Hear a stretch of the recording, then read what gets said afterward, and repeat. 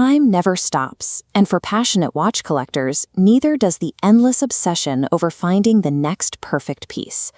But building a complete 3-watch collection from a single brand is a unique puzzle, especially when that brand is Tudor. Tudor's DNA is deeply rooted in tool watches. They build robust, utilitarian gear meant for diving, exploring, and getting banged up, which means their catalog leans overwhelmingly into sports models.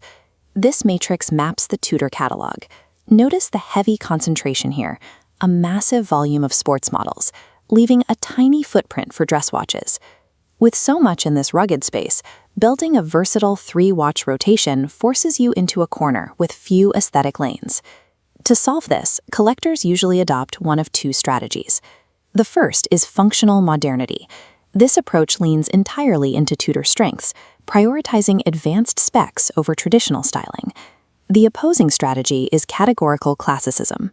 This relies on forcing traditional horological roles, like picking one diver, one field watch, and one dress piece, to artificially manufacture variety.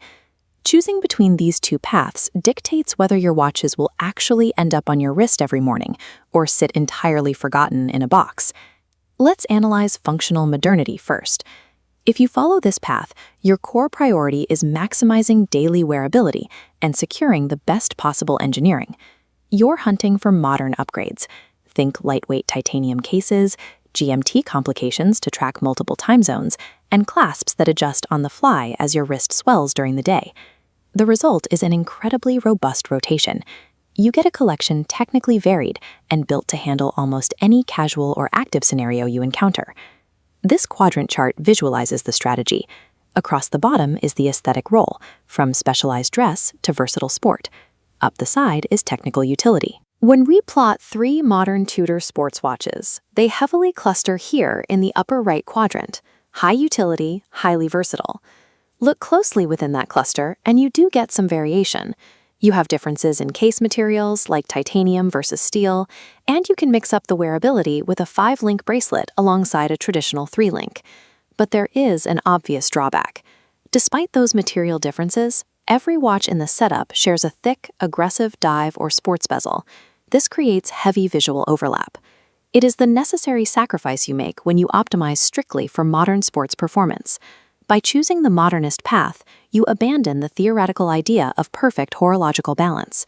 Instead, you guarantee that every single watch you own is practically suited for contemporary daily life. The alternative philosophy is categorical classicism.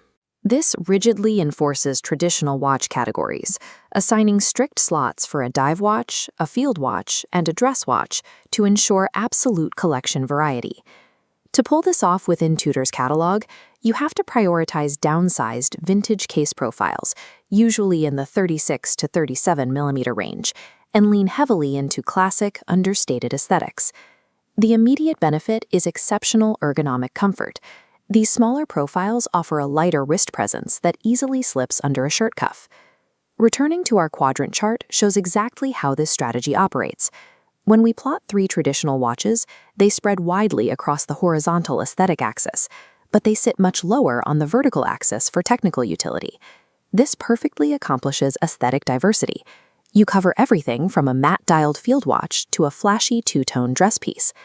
The technical trade-off, however, is steep. To get this classic look, you sacrifice modern in-house calibers, advanced materials, and robust adjustable clasps. But the most significant lifestyle risk is how this dictates your buying habits. You end up forcing the purchase of highly polarizing, specialized pieces just to fill a categorical slot. Statistically, specialized dress watches are the most likely to sit unworn. Most modern collectors rarely wear suits, leaving that traditional slot practically useless. Strict adherence to categorical classicism risks turning your collection into a museum display meant to be looked at, rather than a functional wardrobe meant to be worn. A perfectly diverse collection is entirely useless if the watches do not actually align with your personal daily habits. This decision tree helps determine which path you should take. The starting node asks, what is your primary daily environment? It branches into casual and active, or formal and classic. Following the casual branch through statement risk presence, we terminate at the pragmatic optimizer archetype. If this describes you, confidently embrace functional modernity Accept the visual overlap as a fair trade. Going back to the top, if we follow the formal branch through under-the-cuff ergonomics, we terminate at the vintage purist archetype. The vintage purist is the only archetype who can safely execute categorical classicism, because their formal lifestyle actually justifies dedicating a collection slot to a pure dress watch. Failing to honestly assess your lifestyle leads directly into the ultimate danger for new collectors, the forced variety trap. This trap occurs when you buy a watch based on what the internet deems a perfect collection, rather than what you actually want to put on your wrist in the morning. It is a vastly better investment to own 3 similar sports watches that you wear every single week than to own 3 perfectly varied watches where one never sees the light of day.